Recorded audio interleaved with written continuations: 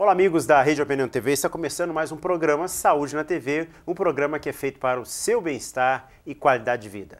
E hoje nós temos a satisfação de receber um convidado que já esteve, certa feita, conosco aqui, há tempos atrás, falando sobre medicina do esporte e do exercício. Ele é o doutor Davi Salomé, conhecido, filho do nosso saudoso doutor Nelson, né? E é com ele que nós vamos estar conversando sobre um assunto muito importante. Hoje, aqui em Araras, no estado, no Brasil, a gente tem visto muita gente, inclusive eu, nós gostamos de estar correndo, né? Corrida hoje, a caminhada, aquele trotezinho, é uma coisa que tem atraído o interesse de muitas pessoas no sentido de buscar saúde e qualidade de vida. Mas isso tem problemas que acontecem. E eu até sou mesmo testemunha pessoal, correndo, estava muito empolgado, fazendo 10 quilômetros 3 vezes por semana, quando comecei a sentir uma dor aqui no tendão de Aquiles. E isso me fez parar, e já estou até meio parado já há algum tempo. E é sobre esses problemas que tenho certeza, às vezes é dor no joelho, às vezes é o seu peso, enfim, coisas que são importantes para você que está fazendo a corrida de rua, que está querendo começar, enfim. Davi, prazer grande você estar aqui conosco mais uma vez, rapaz. Prazer foi meu, um prazer estar novamente e hoje a gente vai falar aí de corrida de rua, principalmente a parte de prevenção de lesões. Ok. Então, Davi, vamos dar uma introdução nesse assunto, porque realmente assim, é uma coisa que ganhou assim o interesse de muitas pessoas. Eu vejo aqui mesmo em Araras, na Marginal, lá no Lago, no Ecológico, lá muita gente correndo, né? Mas tem que saber fazer isso, né? Com certeza. Hoje em dia, no Brasil, a gente tem praticamente aí mais de 6 milhões de pessoas fazendo corrida de rua. E começar a modalidade de corrida de rua é uma modalidade muito fácil de começar. Então você compra um tênis, compra um shorts, uma camiseta e sai correndo, na maioria das vezes sem nenhuma orientação de um profissional capacitado. E muitas vezes a pessoa tem um encurtamento muscular, ela tem uma falta de ativação muscular de determinados músculos que vão ajudar na absorção de impacto durante a corrida e acabam sofrendo lesões porque não tem um preparo anterior. E é muito comum também pessoas com sobrepeso começarem a fazerem uma corrida. Pelo simples fato de a gente andar, a gente pode ter uma carga no joelho em torno de 0,5 vezes o peso corporal. Então, se você pegar uma pessoa de 100 quilos, ela vai sobrecarregar o joelho 150 quilos em cada passada na caminhada. E se você pegar essa pessoa e colocar para correr, ela pode chegar até 5 vezes o peso corporal. Ou seja, em cada passada na corrida, vai estar sobrecarregando em 500 quilos o joelho. Então, colocar um obeso ou alguém com sobrepeso já para correr sem nenhum preparo, a gente fala que é um crime. Então, precisa ter o preparo todo correto antes de começar a corrida. E, além disso, também tem um impacto repetitivo que a gente tem durante a corrida. Então, assim, uma pessoa que corre aí, em média 10 km por hora, ela pode tocar o pé no solo até 500 vezes por quilômetro. Se ela correr 10 quilômetros, vão ser 5.000 vezes que vai tocar o pé ao solo. E se for uma maratona, então, vai tocar até mais de 20.000 vezes. Não que o impacto ao solo seja ruim para a saúde, porque ela aumenta a produção de massa óssea e previne até uma osteoporose no futuro. Porém, quando o excesso do impacto e quando a gente passa esse limite, acaba tendo uma lesão. Achei muito interessante, Davi, essas informações que você passou para a gente, porque a gente não tem ideia, né? A gente pensa só no nosso peso, mas não tem ideia de quando ou caminhamos ou corremos, há essa multiplicação, como você falou, na corrida até 5 vezes o peso e uma carga sobre o joelho. Realmente, a gente, algo assim, muito importante. Eu acho que é um dado para você que está em casa nos assistindo, prestar atenção até no que eu vou até perguntar mais coisas ao Davi com relação a isso. Inclusive, Davi, eu acho que a pessoa que quer começar a correr, acho que primeiro ela tem que começar andando. Com né? certeza. E eu te pergunto assim, hoje uma pessoa que é sedentário, mas está obeso, está com problema de pressão alta, diabetes, enfim, quer mudar o seu estilo de vida. O ideal é, inclusive, fazer alguns exames laboratoriais, fazer uma prova de esforço, isso é importante. Com certeza. É legal a gente fazer principalmente a prova de esforço para ver como é que está a parte cardíaca, também é muito importante, porque às vezes tem algum tipo de arritmia, algum problema cardíaco, a pessoa a frequência cardíaca eleva muito rapidamente, principalmente a pessoa sem condicionamento físico. E se tiver algum probleminha, pode desencadear um problema, até uma parada cardíaca aí durante o treino. Então, e fora os problemas aí laboratoriais, a gente tem que ver se não tem diabetes, colesterol, e fazer todo esse controle com o médico. O legal é passar com o médico do esporte, ou, se for ver a parte articular, pode ser um ortopedista também. E a parte cardiológica, o legal com o médico do esporte é um clínico geral do esporte. Então ele vê tanto a parte cardiológica como a ortopédica e muscular. E aí ele vai orientar corretamente como começar a prática aí de corrida. Ok. Você que está em casa, parou agora no canal 51, fica aí conosco porque nós estamos com uma entrevista muito interessante, muito importante, que é sobre corrida e corrida de rua, com o Dr. Davi Salomé, médico com especialização em medicina do esporte e do exercício. Davi, com relação a essa progressão do aumento de volume, né? Eu dizer que o ideal é começar a andar. Existe assim um tempo para alguém que é sedentário, que está começando, porque às vezes a pessoa fica empolgada, já quer correr, né? É ideal assim andar durante alguns dias ou mesmo começar a caminhar um determinado tempo. Esse cronograma assim de tempo, eu sei que cada caso é um caso, você não vai poder dar uma fórmula aqui que seja para todo mundo, mas assim, em linhas gerais, como é que você orienta essa questão de começar, velocidade, enfim, a progressão do aumento de volume? Então, o aumento do volume de treinamento, a maioria dos estudos falam que você tem que aumentar no máximo 10% por mês. Então, se a pessoa está acostumada a correr 5 quilômetros, ela tem que, depois de 30 dias, ela pode chegar em 5,5, 5,7 quilômetros. Então, tem que ser bem gradativo. E o que acontece na maioria das vezes, a pessoa corre 2 quilômetros, está acostumada a correr 2, passa 1, 2 semanas já corre 4, então aumenta 100%. E aí que a chance é muito grande de ter uma lesão, principalmente se ela não tiver o preparo, todo aquele preparo que a gente falou muscular, de biomecânica, que é muito importante, que a gente vai falar mais para frente, angulação de tronco, quadril, joelho, pode acabar dando uma lesão se tiver essa biomecânica errada também. Davi, e assim, o que você recomenda, quantas vezes na semana que deve ser esse treino? Então, justamente assim, tem também uma orientação nesse sentido? Então, aí depende, é muito individual. Por isso que eu falei, precisa fazer o exame físico, ver se não tem encurtamento muscular, ver como é que está a parte de ativação muscular.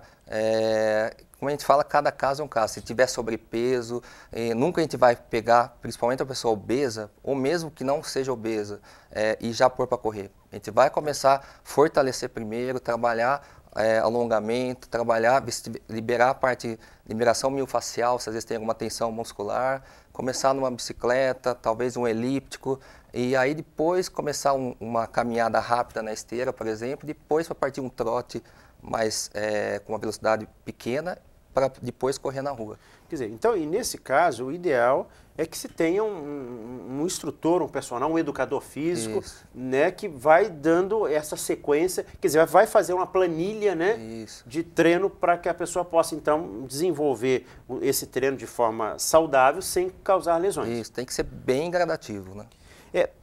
Como é que se chama, né, o momento em que nós tocamos o pé ao solo na corrida? Você falou essa questão em 1 quilômetro, 10 quilômetros, tantas vezes. Como é que se chama isso? Então, a gente chama de fase de apoio ou fase de aterrissagem.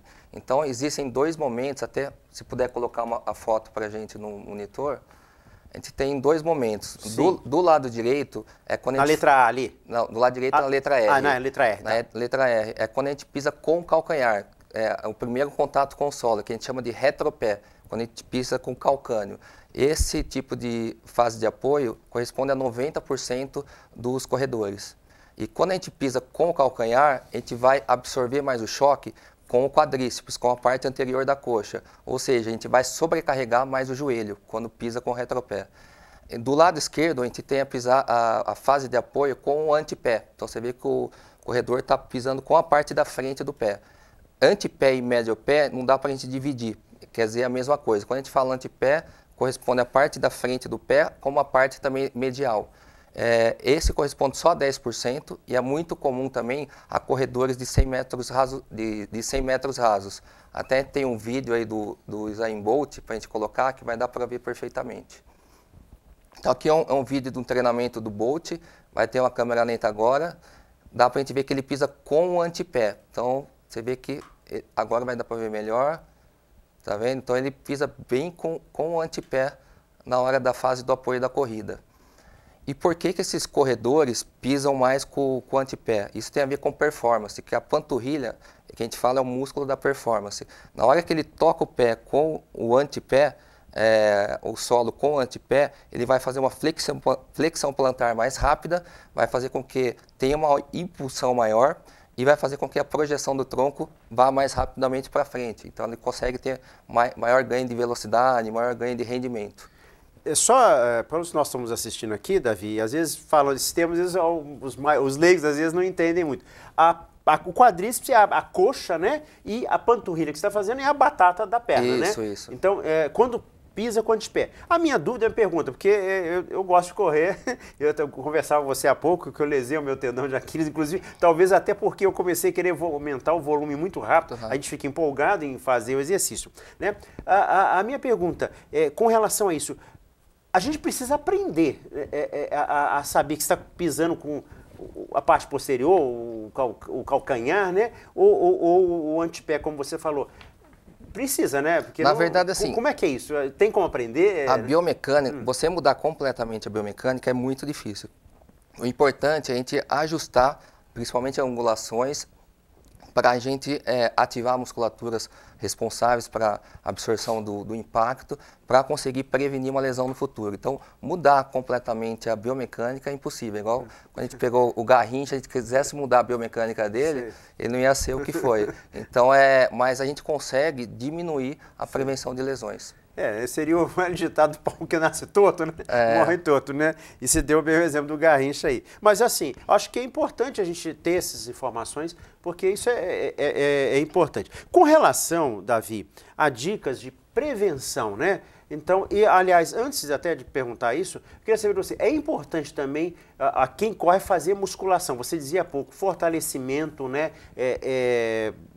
Fazer o alongamento, isso é importante. É importantíssimo. Tem muitos corredores que a gente pega que não gosta de jeito nenhum fazer musculação. Só que o principal sistema de amortecimento do nosso corpo são os músculos. Então, se ele não tiver uma ativação forte muscular, não precisa ser muito hipertrofiado, mas tem que estar bem ativado, com uma musculatura legal, ele vai conseguir proteger a articulação e vai conseguir correr por muito mais tempo. Então, eu recomendo, quando a pessoa não gosta, que faça musculação pelo menos 2 vezes por semana, trabalhando os principais músculos, que ele vai ter um ganho muito grande com isso e vai conseguir correr por muito mais tempo.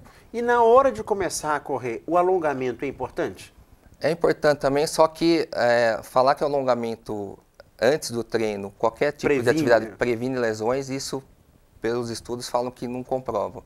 O importante para prevenir lesão é o aquecimento. Quer dizer, começa devagar, caminhando, um determinado tempo, né? O legal é o aquecimento específico. Dependendo da modalidade, ele fazer aquele exercício específico que ele vai fazer posteriormente. E uma coisa que muita gente se preocupa é com relação ao tênis, né? Existe o melhor tênis, né? E a gente vê custo, tênis para todo preço, né? Ou preço para todo tipo de tênis. O que você me fala sobre essa questão? É importante? A gente vê, às vezes, um muito caro. Eu não posso comprar esse tênis, eu só posso comprar um tênis mais barato. O que você me fala com relação a isso e a prevenção de lesões? Então, tênis é um tema bem controverso, mas a maioria dos estudos mostram que não existe a melhor marca, não existe o melhor tênis e nem que o tênis mais caro vai ser melhor para a corrida. O que existe, que a gente fala, é o tênis que você se sinta melhor e que você se adapte melhor. Então, isso que é o que é mais importante. Porém, tem alguns tênis que podem alterar a nossa biomecânica e ocasionar uma lesão, uma lesão mais para frente. Então, eu vou até mostrar alguns tipos de tênis que a gente deve evitar. Se puder já colocar um. Sim. Então, esse tênis, o que está errado nele é o solado. A partir daquela reta vertical amarela, o ideal seria que parasse exatamente naquela reta. Essa extensão do solado, o que acontece? Quando a pessoa vai pisar, principalmente no retropé, vai causar uma alavanca e vai aumentar muito a dorsiflexão plantar. E com isso vai acabar sobrecarregando mais o músculo tibial anterior, que seria o músculo da frente da perna, perto da canela. E podendo mais para frente desenvolver uma canelite no corredor, ou também uma fratura de estresse na tíbia. Então, isso é importante. Então, assim, muitas vezes até eu olhar esse modelo e tudo, de repente, e em nome de vocês que lidam com isso no dia a dia, Mas só de olhar você já dá uma dica para o seu aluno, para o seu, né, Isso, tem que fazer. paciente, né? Com relação a isso. Tem um outro tênis que se puder colocar. Esse tênis, o problema também está depois da linha amarela, tanto do lado direito como esquerdo. Quando a gente vai pisar também no retropé, pode gerar uma alavanca, principalmente para o lado de dentro do pé. Para o lado de dentro, na parte medial. Isso pode ocasionar uma hiperpronação. O que seria a hiperpronação? Seria o desabamento do tornozelo para o lado de dentro, como na figura lá em cima. E a hiperpronação também pode provocar um valgismo do joelho. O valgismo é quando o joelho ele também entra e fica um próximo do outro, provocando também dores anteriores no joelho, podendo ter lesões tanto no ligamentos, em meniscos. Então você vê que a hiperpronação pode levar a um valgismo, que pode levar problemas também no joelho. Então é tipo um efeito cascata, né? Aí a gente tem até um vídeo mostrando que vai dar para entender melhor essa parte de hiperpronação. Se puder colocar o vídeo. Aqui é um paciente da clínica, vai aparecer em câmera lenta daqui a pouco. Quando ele pisa, repare no tornozelo, que o tornozelo entra para dentro. Então, ó, mais do lado esquerdo, na hora que ele pisa, e esse tênis também tem essa alavanca medial. Ele pisa e favorece mais aumentar a hiperpronação. E outro fato também é que o joelho dele quase que está um batendo com o outro. Ele também tem um valgismo no joelho. Então, depois a gente vai mostrar uma outra figura que mostra, até depois dessa imagem, tem uma foto, se puder passar. Ele tem também um problema de fraqueza no quadril. Então, se você ver do lado esquerdo, naquele risco vermelho, tem uma queda do quadril do lado esquerdo, ou seja, ele tem uma fraqueza de glúteo médio, que vai também levar ao valgismo do joelho, de ficar o joelho mais para dentro, e vai piorar também o tornozelo. Lá embaixo tem a foto do tornozelo com uma reta vermelha mostrando, se subir um pouquinho mais, acho que dá para ver melhor, isso, ó. Então dá para ver bem o desabamento aí do tornozelo para dentro. Muito interessante, Davi, as imagens que você mostrou, porque eu nunca tive essa ideia aí. E eu vi mesmo, a gente sabe que outras emissoras de televisão aí maiores estão sempre produzindo matérias, mas eu nunca ouvi assim ninguém mostrando, como você está mostrando, essa modificação e esse defeito que às vezes dá no corpo que a gente nem percebe. Então, e pelo que eu estou entendendo, isso é possível através da medicina do esporte e do exercício, fazer uma filmagem, congelar ou mostrar quadro a quadro ou em câmera lenta e você identificar inclusive vícios, né, de passada, de fraqueza, como você falou, até do glúteo, né, do bumbum. Então, o que é interessante, assim, que nem um exemplo, você chegou a machucar o tendão do Aquiles, então assim, às vezes a gente vai só na consequência. Então, se você põe a pessoa para andar, para correr, você vai ver, por exemplo, que tem uma fraqueza de quadril que vai dar todo esse efeito em cascata, problema de joelho e chegar no tornozelo. Então, a gente fica só tratando o exemplo seu, o tendão do Aquiles, e aí você pode ter uma fraqueza, por exemplo, de glúteo, e vai sarar, vai desinflamar, mas passou um mês, 2 meses correndo, vai voltar de novo. Tá. E você está citando aí o glúteo, quer dizer assim, em linhas gerais, assim, os músculos que são envolvidos na corrida, claro, o quadríceps posterior, a panturrilha, né? Os glúteos, que são os... Eu citei o glúteo porque ultimamente está tendo muitos estudos falando de musculaturas do quadril. Hoje em dia, a maior parte das lesões de joelho, tornozelo, tem relação com falta de ativação muscular de glúteo. E hoje em dia está na moda só mulher, né, fazer glúteo. E tem que fazer glúteo, porque o glúteo vai estabilizar o quadril, vai estabilizar a marcha, estabilizar a corrida e quase ninguém faz academia. No máximo vai fazer um agachamento que acaba pegando um pouco de glúteo, mas não faz mais específico para o glúteo. E você falou uma coisa importante, estabilizar a marcha.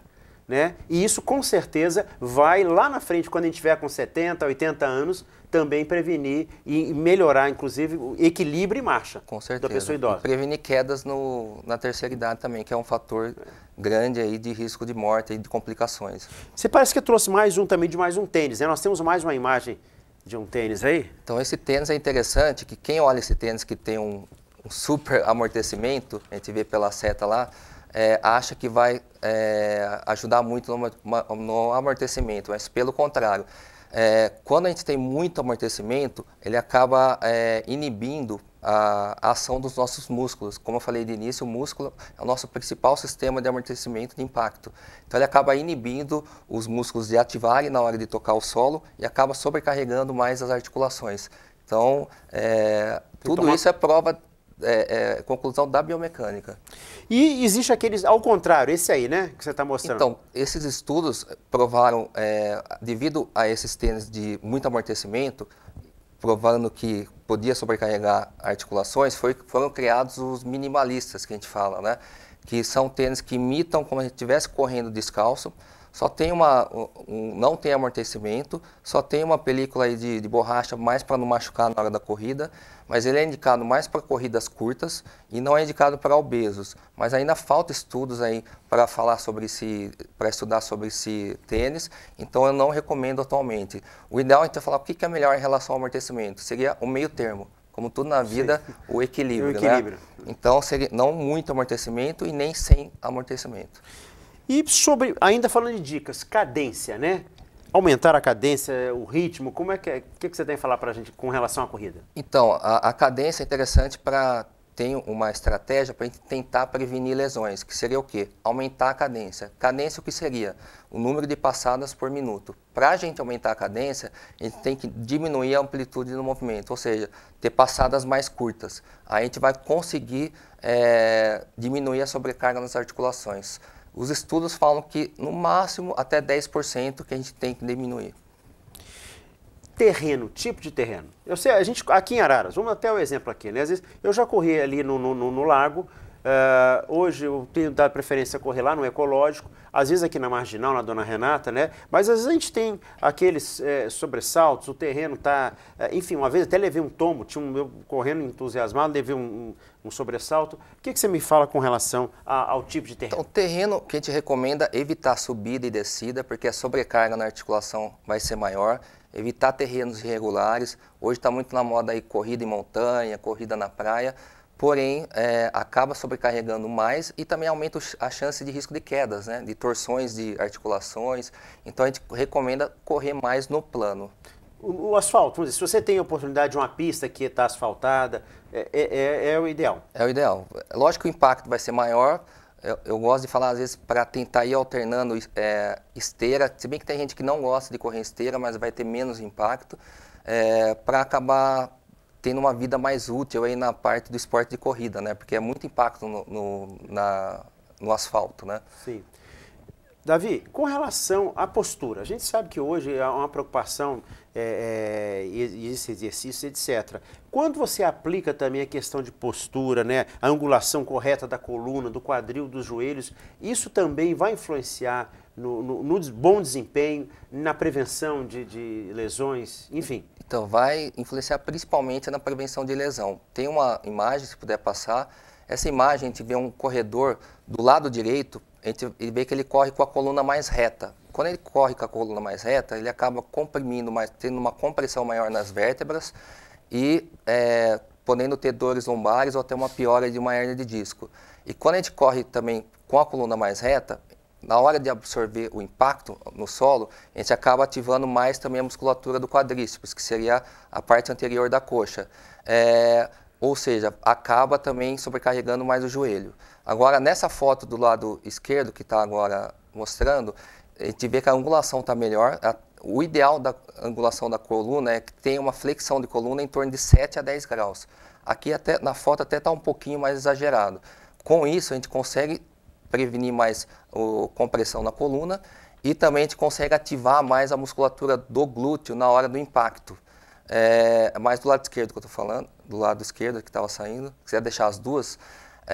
Então, do lado esquerdo, quando a gente faz a flexão da coluna, vai proteger mais a coluna, vai ativar mais o glúteo na hora da absorção do impacto e, consequentemente, vai proteger mais o joelho. Comum também, quando a gente está na academia, é bem comum a gente ver a pessoa correndo na esteira. Quando a gente escuta muito aquele impacto, aquela batida seca na esteira, com certeza ele está com a angulação errada, pode estar com a coluna mais reta e com isso vai comprimir mais as articulações e podendo ter uma lesão. E isso é possível, vamos dizer assim, você, por exemplo, lá na sua clínica, lá, você coloca o seu aluno, o seu paciente para correr, você consegue mensurar, observar isso e orientar, dar dicas para que ele use, então, essa angulação de forma adequada. Isso é possível. É possível aprender. Com certeza. Então, lá na clínica, a gente tem esse sistema de avaliação de corrida. A gente coloca, filma, coloca em câmera lenta, vê a angulação das articulações. Tem uma outra imagem aí mostrando isso, né? Acho que tem. Acho que de correndo lá na... Isso, aqui é um paciente nosso que ele estava com bastante dor anterior na perna, mais tipo uma canelite. A gente começou a melhorar o padrão de corrida dele. Ele tem uma angulação boa de coluna, de joelho. O ideal para quadril seria angulação de 30 graus e para joelho 40 graus. E 7 a 10 na coluna. Com isso, a gente vai conseguir ter uma melhor absorção do impacto e levar a menos lesão. É lógico que não é uma conta exata, que a gente tem que deixar sempre no 7, no 30 e no 40. Mas o quanto mais próximo, a gente vai prevenir mais lesão no futuro. Davi, e o movimento dos braços, né? Às vezes a gente vê as pessoas, alguns correndo assim, outros mais junto do corpo. Existe também essa orientação no sentido de também prevenção e melhor desempenho? Também. Muita gente, às vezes você pode reparar, corre muito com os ombros mais erguidos. E com isso acaba tensionando mais a cervical, o trapézio e até os ombros. Então a gente tem que correr com o ombro mais para baixo. O que é muito comum também, às vezes a pessoa ter a fase de balanço do braço muito congelada. Isso também pode aumentar a tensão maior também no cervical, trapézio e ombros. Tá. E com relação a, também voltando um pouquinho ao quadril, ao glúteo, né? Essa estabilidade do quadril, é comum a gente ver pessoas, porque tem pessoas que tem uma perna mais curta que a outra, né? Isso a gente vê com alguma frequência? Coisas mínimas que às vezes no dia a dia não se percebe, mas numa corrida isso vai fazer diferença? Pode fazer, sim. De perna curta ou não, é aceitável até 1 centímetro, 1 centímetro e meio, não vai ter tanto problema na biomecânica de corrida. Em relação ao glúteo, do quadril, é interessante ter uma figura, se quiser colocar, que nem aqui, na fase do lado esquerdo, seria na letra A, seria uma pessoa normal que na fase de apoio, ela mantém alinhado a pelve, a bacia. Do lado direito, se quiser fechar, não fechar, abrir um pouquinho mais, abrir um pouquinho. Isso. A gente vê que tem uma fraqueza de glúteo médio e a bacia acaba caindo, a pelve acaba caindo. Isso acaba correndo o valgismo do joelho e a hiperpronação, igual ao vídeo que eu passei anteriormente daquele paciente. Até tem um vídeo aí também de um teste que eu fazendo na clínica, que dá para ver bem essa fraqueza de glúteo. Então, ó, quando o paciente agacha, ó como o joelho entra muito para a parte medial. Por quê? Porque o glúteo está fraco, tem uma queda da pelve e aí ele tenta compensar e o joelho acaba entrando para dentro. Então acaba tendo uma pessoa dessa caminhando, pode ter problema e correndo então mais ainda. Davi, só com eu ver assim, você olhando assim, você tem como dar esse diagnóstico e orientar um exercício de fortalecimento para que ele consiga equilibrar o quadril. Não, com certeza. O principal é o exame físico, né? Você fazendo o exame físico, a tecnologia também ajuda um pouco, no caso da corrida, de você colocar em câmera lenta, aí, através de sistemas de computador você vê a angulação, mas o principal é conhecimento e exame físico. E a coluna lombar? É importante também estar atento à coluna lombar? Sim, sim. O importante em relação à coluna é que a gente tem que ter o core ativado. O que seria o core? O core seria a musculatura profunda do abdômen, que seria o transverso abdominal, não seria o tanquinho que todo mundo gosta, né? É mais a parte profunda que vai conseguir sustentar a coluna e manter uma postura correta durante a corrida. Fora o transverso abdominal, também a gente tem que ativar bastante paravertebrais, que são aqui atrás da coluna, os glúteos novamente e também o assoalho pélvico. Nosso tempo correu muito rápido, Davi, e eu ainda queria ter 2, 3 perguntinhas para você, falando sobre análise da corrida, né, tratamento e o fator de avaliação para a corrida, que eu sei que na sua clínica hoje você também está desenvolvendo um trabalho, e para você que está nos assistindo, que está em casa, que gosta de correr, quer correr, e eu acho fantástico, é importante, temos então todo esse aparato, essas informações que nós vimos hoje, importantíssimas, né? Nós vimos o pisar, o equilíbrio do glúteo, do quadril, o movimento dos braços, enfim. Então eu queria que você falasse assim já, fechando a nossa entrevista com relação a essa questão da análise de corrida, como você pode fazer, essa avaliação que você faz na clínica, certo. tratamento. A gente tem um vídeo, se puder passar, alguns exercícios corretivos, bem pouquinha coisa, mas só para vocês terem uma ideia, aí com a nossa fisioterapeuta fazendo alguns exercícios corretivos, fortalecimento aí de glúteo também, principalmente. Vai ter mais um aí também trabalhando, simulando um pouquinho a corrida, trabalhando a parte de ativação de quadríceps e glúteo. Enfim, lá a gente faz então toda essa análise. Na verdade é novo, a gente começou a fazer essa análise de corrida recentemente e depois da análise de corrida a gente faz um diagnóstico explicando qual músculo tem que ativar mais, qual músculo está mais encurtado e tem que trabalhar alongamento, o que tem que melhorar na pisada, na biomecânica, na angulação da coluna, joelho e quadril. E a partir disso, o fisioterapeuta, principalmente, que vai trabalhar com ativação muscular, alongamento, liberação miofascial, para conseguir que o paciente aí consiga correr e não ter nenhuma lesão. Ok. Davi, olha, eu gostei demais, até porque eu me interesso pelo assunto, né, da entrevista, mas eu tenho certeza que as pessoas que estiveram em casa nos assistindo até agora, estivemos falando com o Dr. Davi Salomé, ele é médico de medicina do esporte e do exercício e falou muitas coisas interessantes. O nosso programa vai ao ar todas as quartas-feiras, às 19h45, e às sextas-feiras nós temos a reprise às 12h45, às 15h45. E agora também estamos produzindo, levando as nossas entrevistas para o Facebook, na @Opinião TV. Então você tem todas as oportunidades de ver, rever e indicar para outras pessoas. Mas também, Davi, você tem o site da sua clínica, que as pessoas que tiverem alguma dúvida, alguma coisa assim, podem fazer o contato. Pode, tem o site com os contatos da clínica, tem o WhatsApp também da clínica. Se tiver alguma dúvida, pode mandar tanto no Facebook e como no Instagram da clínica, que a gente responde. Nós tá passando aí, vocês estão vendo aí no vídeo aí embaixo, né? www.insalomé.com.br, @insalomé, Instituto Nelson Salomé. Isso, é o Facebook e o Instagram aí embaixo. Isso, então você pode aproveitar os minutos, os instantes finais do nosso programa e estar anotando. Davi, muito obrigado. Quero trazer você outras vezes aqui para a gente, inclusive nesse projeto que você está iniciando na sua clínica, de toda a assessoria, né, na área de corrida, que você possa trazer mais resultados, informações, experiências de alunos, de pacientes seus lá, para que a gente possa estar passando essas dicas importantes. Muito obrigado. Obrigado. Eu espero vir novamente, a gente destrincha mais um pouquinho a corrida aí. Ok, você que nos assistiu até agora, muito obrigado pela audiência. Nós estaremos na próxima quarta-feira, às 19h45, 15 para as 8 da noite, com um novo programa Saúde na TV, um programa feito para o seu bem-estar e qualidade de vida. Um abraço a todos.